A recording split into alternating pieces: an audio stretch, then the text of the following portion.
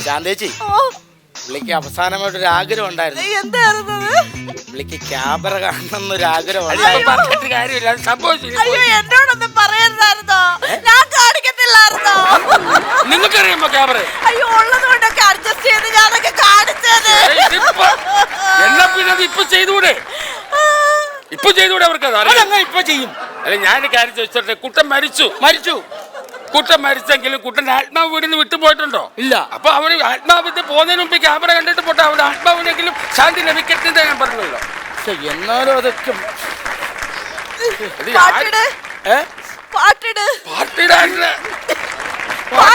പാട്ടിട്ടോടെ അവര് ഓക്കെ ആണോ? നിങ്ങൾ പാട്ടിട്ടോടെ.